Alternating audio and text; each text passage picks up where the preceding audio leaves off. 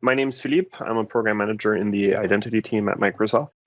So today I want to talk a little bit about API permissions and consent, in particular when it comes for permissions and consent for access to Microsoft Graph. And rather than do what we've done other times, which is sort of just show you how you use MCell or the Graph SDK to request the token and get access, I wanted to take it maybe a step back and sort of talk about some more general concepts around authorization for applications, accessing APIs in general, and specifically Microsoft Graph. So some of the topics that we're going to cover today is basically just in general how apps and services can access Microsoft Graph, which will lead us to two of these authorization flavors, which is application permissions and delegated permissions. We'll go over the concepts, some of the ways in which permissions can be requested. We'll go over some of the ways in which permissions can be granted. And then I think most importantly, we'll talk about sort of some of the aspects regarding to how much data these permissions grant access to and what alternatives we have for restricting the set of data the permissions give access to. So just to very, very broadly, whenever an app or a service needs to access data, let's just say in general through an API, there are two ways in which this data can be accessed, two ways in which the Microsoft Identity Platform explicitly supports. One of them is what we call direct access. The application is not, there's no user involved. The application is just directly going to try to perform an action, read data, download a file, create a file, update a user, reset a password, etc. That's one flavor, direct access. The second flavor is, and indirect access, the API, so Microsoft Graph, if you're calling Microsoft Graph, is going to ask just one question in terms of authorization. And the question is this app authorized? So the caller is an app. The word we use often is the subject of the token. The subject of the request is an app. And the question is the subject authorized? Is the app authorized? The other form is when the application is not doing what we call direct access, it's actually accessing on behalf of a user. We also call this sometimes delegated access or app plus user access. And that's why in this diagram, there's a user and an application on the left, and then the API is on the right. And the little token, if you notice, the pentagon in the middle is the user, right? Because the thing that's identified that's making this request is the user. And so the first question is not, is the app authorized? The first user is actually, is the user authorized? And so that question, that first question on both sides is actually the same question. It's, is the subject authorized? It just turns out that on the left, the subject is the application, or technically the application service principal. And on the right, it's the user. So ultimately, the question is the thing or person that's identified in this API request, are they authorized to take this action? That's the first question. Now, when an application is accessing on behalf of a user, the application is not allowed to do anything it wants on behalf of the user. The application will be restricted and limited, or scoped is another term we use, to what it can do on behalf of the user. So there's a second question in terms of authorization, that the API will ask. Is the app allowed to do this on behalf of this user, right? And so when it's access on behalf of a user, there are two questions that need to be answered. Is the user authorized to take the action? And then is the app allowed to do it on behalf of the user? One way in which we often speak about the access on behalf of a user case is via intersection. If you imagine a list of everything that a user is allowed to do, all the actions, read files or read this one file, list all users, etc., all the actions the user could do, and then you have a list of all the things that the application is allowed to do on behalf of that user. Then you intersect the two. That's what the application will also actually be able to do. The application won't be able to do something that the user themselves is not allowed to do, which is one of the big benefits of this form, because there's no risk of the application accidentally allowing the user to do something the user shouldn't have been able to do. And the user won't be able to use the application to do something that they wouldn't otherwise be allowed to. For these two forms of access, we have two types of permissions. So when we're talking about permissions for access on behalf of a user, we have something we call delegated permissions. And these delegated permissions are used for answering that second question. It's for representing what an application is allowed to do on behalf of a user. And so when we say an application has the delegated permission user.read.all, we're not saying the application can read all users. We're saying the application can read all users on behalf of a user. And so whether or not the application will actually be able to read all users depends on whether the signed in user is allowed to read all users. And so if the signed in user, for example, is a guest user who's not by default allowed to read all users, that won't work. But if the signed in user is a regular member user, then yes, they'll be able to list all users. For direct access, one form we have for granting the permission to access data directly in Microsoft Graph is what we call application permissions. We also call them app roles. App roles is actually the more general term. There are two flavors of app role, or actually, technically speaking, there's one flavor of app role that can be configured to be an app role that can be given to a user. We don't use those for Microsoft Graph. But we can also have app roles that can be granted to applications or to application service principals. And the app roles that are configured so that they can be assigned to other applications, that's what we call application permissions. But really, they're just app roles. And so every API that's registered in the Microsoft Identity Platform, including Microsoft Graph, can define a list of application permissions or a list of app roles, and they can define a list of delegated permissions. And so Microsoft, as the publisher of the Microsoft Graph application, we've defined a list of application permission, a pretty long list, and a list of delegated permissions. One thing to keep in mind is that it is, especially for direct access, application permissions are not the only way to authorize an application to access data through Microsoft Graph or through other APIs. And one good example of an API that doesn't rely on application permissions for authorization for direct access would be Azure. So if anybody's familiar with the Azure Management API, there are no application permissions. Instead, directly in Azure, an application or a service principal that represents an application can be granted a role in an Azure subscription and can be given access to data directly like that. That application is still going to use Microsoft Identity Platform to get a token, for example, to Azure, but that token won't identify any application permissions. It'll say, look, I don't know what they have access to, but this is who they are. And then it is the resource, the API, in this example, Azure, the Azure Management API, that's going to look and see, okay, do they have access? The same applies for Microsoft Graph, except Microsoft Graph also has application permissions. So it is possible, and in some cases explicitly supported, for applications to be granted other forms of permission to access data. For example, an application, or whenever I say an application in terms of authorization, I'm actually saying the service principal for an application within a customer's tenant can be made owner of a group. And when a service principal is owner of a group, what that means is that that application that is represented by that service principal, it has all privileges that an owner would normally have over a group. So that means it can add users, add members, remove members, change the display name, add other owners, etc. So that's one example of how an application can be given direct access to a group is by making the owner of the group. And so that application that was made owner of the group could just go get an access token from Microsoft Graph and make API calls to manage that group, and that will work. Likewise, a service principal can be assigned a directory role. It's possible to take, let's say, the application administrator directory role, assign it to a service principal, and let's make it even fancier. Let's assign it to a service principal, but scoped only to one other service principal. So we've taken a service principal representing your application. We've given it the role application administrator, but only over one other service principal.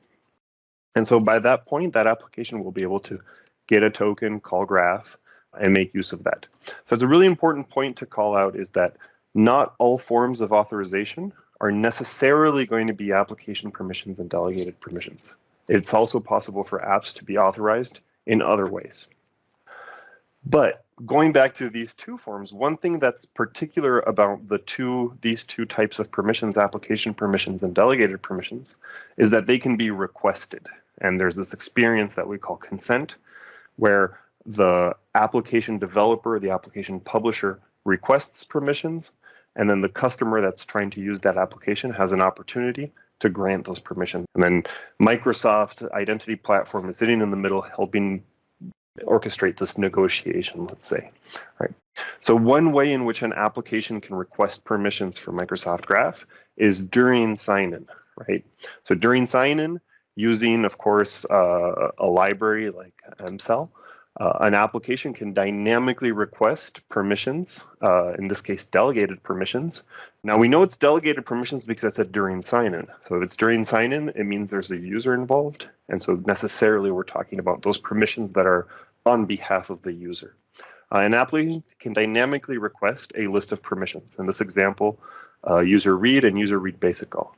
Now, if these permissions are granted, let's assume the user is allowed to consent, they consent, those permissions would be granted in addition to anything that was granted previously. And we call this incremental consent, right? The idea being that little by little, as the user starts using the application and using new features and new functionality or additional functionality, only once they start using that additional functionality, then does an application actually request the access.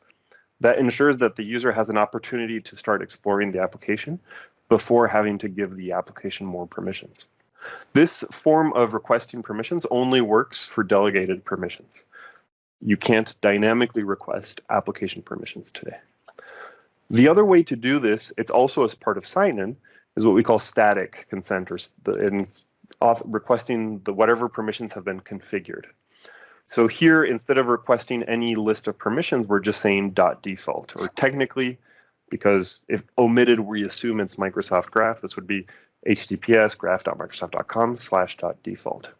And what that means is the application is trying to get access to Microsoft Graph, but it's not stating what permissions. It's basically saying, give me whatever I have access to, and if I don't have access to, go to the list that I configured on the app registration. If these permissions are granted in this case, this will actually revoke anything that was granted previously. This does allow configuring both application permissions and delegated permissions. So when it comes to granting the permission, so we talked about direct access, access on behalf of a user. For direct access, we have application permissions. For access on behalf of a user, we have delegated permissions. We talked about how during sign-in or through the configuration, you can configure your client application to request permissions. And then when it comes to granting permissions, one way to grant permissions is through the consent experience. So when an app requests access, the user that's signing into the app might be prompted for consent. And it's very important, and this is an example of a consent screen for the Microsoft Graph Explorer application, trying to get access to Graph, right? In this example, the user here was allowed to consent to these permissions, and they actually have the option to accept. But it's very possible that a user signing into an application will actually not be allowed to. Every customer can configure when users are allowed to consent and which users are allowed to consent for applications. And customers can take into account publisher verification. So in this example here, it is the app does come from a verified publisher. They can take into account, customers can choose permission classifications and say, look, I'll only allow users to consent to permissions from verified publishers, and only if they're one of these permissions that I've classified low. And then there are other conditions, such as where the app was registered, maybe an individual trusted app publisher, etc. So there's lots of variables. And as an app developer, you should never assume that users will be able to consent to your application. In addition to the customer settings, Microsoft will step in and in certain situations just say, you know what, even if the user would be allowed to consent, we're not completely sure about this app, and so we're just going to disallow user consent and make sure that we go get an admin in front of this to take another look at this application. Now, when a user isn't allowed to consent for themselves, if they're not necessarily blocked completely, or at least not forever, using a feature called the admin consent workflow or admin consent request workflow, instead of saying, sorry, go away, we have this screen here, which is the user is offered the opportunity to request access. And so in this example, if the app was requesting access to all users' profiles, which is a permission this user wasn't allowed to consent on their own, they could fill out this information, request access, that would go to a queue, people would get notified, and the admins will then have an opportunity to review that and decide whether they're comfortable with this access to their organization's data or not. Now, consent is one way, and what we actually walk through here is what we call user consent, where a user's consenting for delegated permissions on behalf of themselves. There are a few other flavors or forms of granting these two permissions that we've talked about. The first one is admin consent or tenant-wide admin consent. As the name suggests, this is something that is a very privileged operation that normally an administrator would do. By default, global administrator, in some cases, application administrator can do. Right? This is for granting tenant-wide consent. So we're not saying this application, you can do these permissions on behalf of this one user. We're actually saying on behalf of all users. So any other user in the organization who signs into that same application, they will not be prompted for consent for that permission, and they won't be blocked either. And it also works for app-only permissions. Otherwise, because users cannot grant app-only permissions on their own, because app-only permissions give access to data for the whole organization. Admin consent can be triggered by the application by redirecting the user off to a special URL. It can be done from the Azure portal, from the admin consent request queue, or just from under the apps listed in enterprise apps. And some customers have taken to constructing the admin consent URL themselves. So there's lots of forms of this. This works for both. There's a flavor for dynamic and for static. In this example here, we've an example of admin consent using the static approach, where it's just for whatever's configured. Then in addition to that, customers can use Microsoft Graph to grant permissions. So application permissions, as I mentioned, are actually app roles. And so to grant an application permission, you create an app role assignment. Delegated permissions in Microsoft Graph are represented as something we call OAuth2 permissions or OAuth2 permission scopes. And to grant them, what you create is an OAuth2 permission grant. And an app role is very simple. It identifies the API, it identifies the client app service principal, and it identifies which app role, so which application permission. And delegated permission is basically the same. There's the client application, the API, the permission, or actually the list of delegated permissions. But there's an extra thing, which is on behalf of whom? On behalf of one user or on behalf of all users. So both of those can be done with Microsoft Graph. Now, in terms of the scope of data that Microsoft Graph allows access to, one thing to keep in mind is that Microsoft Graph permissions, most of them, actually allow access to a lot of data. Almost every application permission is what we call tenant-wide, right? All files in the entire organization, the files.read.all permission. Delegated permissions are restricted to what the user can access, but within the scope of what the user can access, it's any file in the organization that the signed-in user can access. Many users can access a lot of files, and some of them might be quite sensitive. And it might be that the application really only needs access to some of them. Other permissions do actually limit which resources can be accessed. So for example, the user.read permission only allows reading one user profile, and that's the user profile of the signed-in user. Mail.read, likewise, only allows accessing one mailbox, which is the mailbox for the signed-in user. So these are examples of delegated permissions that do restrict the set of resources, but it's important to keep in mind that that's why many of the other permissions end in .all, because it's for a lot of things. Now, even delegated permissions, though, can also be very broad or very sensitive. For example, and what ends up becoming most important there is who is signing in. If an administrator signs in and an application has been granted the delegated permission to take administrative actions, and you have an admin, well, you can do anything you want, basically, at that point. If the CEO of the company or some other user with access to highly sensitive data signs in, the application might have access to that data. So that's something to keep in mind, and a very good reason to make sure you're only asking for access your application really needs. There are some capabilities available today, and more coming soon, to restrict the set of resources that an app can access. So for mail, calendar, and contacts, so things in Exchange Online, we have something today called Exchange App Access Policies that can allow limiting the set of mailboxes the app has access to, the set of calendars, the set of user mailboxes, etc. So, and the way this works is basically the customer grants admin consent to the application permission, so read all mailboxes, for example, and then creates the app access policy to restrict that down to only these mailboxes or exclude these mailboxes. There's a limit today in the number of policies that can be created in one tenant, in one organization. So that's one of the limitations today. As I mentioned, we're working on some changes in this area coming up. Teams, channels, and conversations, and what we're working on is in general for ways to restrict access. For teams, channels, and conversations, a team owner, so this is in Microsoft Teams, a team owner can consent when installing a Teams app to only give the app access to that team. So instead of saying, hey, I'd like to see the channel messages for every single team in the organization, a team owner can allow an app to only have access to that one team's channel messages. Today, this capability, which is called Teams Resource Specific Consent, or Teams RSC, doesn't yet support access for files and calendar, but that's something that we do have on our roadmap to support access for other resources that are part of a team. And this is a very important distinction because other permissions for accessing team or Microsoft 365 group data usually rely on these very, very broad permissions, such as group.read.all, which allows accessing all files, all conversations, everything attached to all groups in the organization. And so with Teams RSC, we can restrict that to just the data for a specific team, and it's the team in which the app was installed. For sites, we have a new capability, SharePoint Site Collections. There's a new capability that allows an admin to consent to sites.selected, which is a restriction basically saying, hey, this app has access to specific individual sites. And then on SharePoint, using Microsoft Graph, can say, okay, now this application, I'm going to give it read permissions to one site and read-write permissions to another site.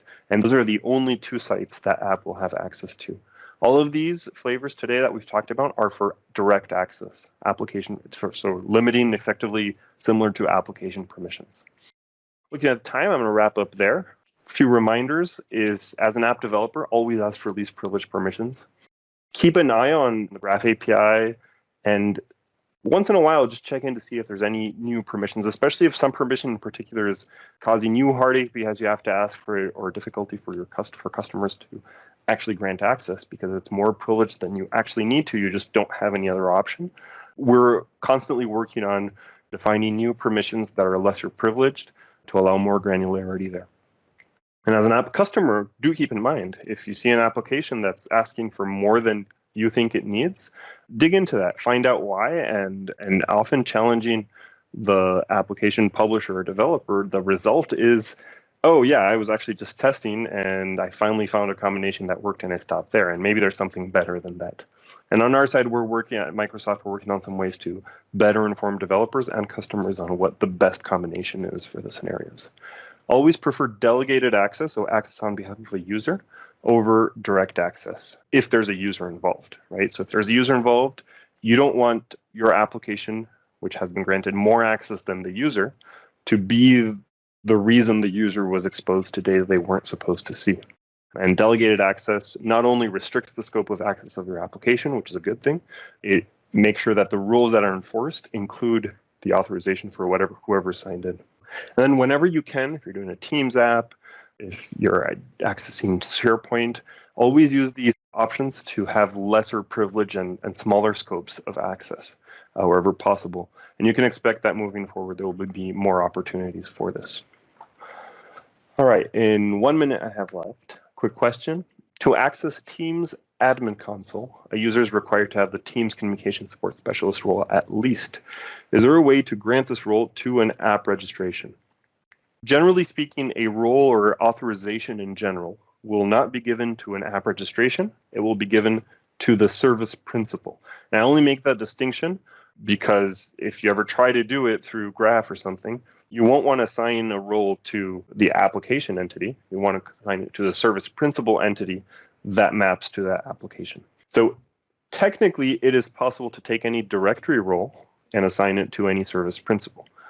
But that doesn't necessarily mean that the result will be what you expected. Ideally, it would, But today there are some directory roles that don't work or are not recognized in some areas of Microsoft Graph and of Microsoft 365 in general. Directionally, we want all of these roles to work for all of them. So it is possible to take the Teams communication support specialist, assign it to a service principal, so that application can then use the direct access flavor, get an app-only access token. The question then is, will this work and do what you're expected to do? And to answer that question, I'd have to know exactly what you're doing, and I probably still wouldn't be able to answer. We'd have to bring in my team's colleagues. But I'll definitely follow up to the person who asked that question. Right. Well, if there are no more questions, I think that's all for me. Excellent. Thank you so much, Philippe. That was an excellent overview of app consent and really getting some of the nice details I'm sure a lot of people are having questions about. So thank you so much for that. You guys see a lot of applauses now in the Thanks in the bottom motion. So excellent. Thank you so much again for your time, and really appreciate it.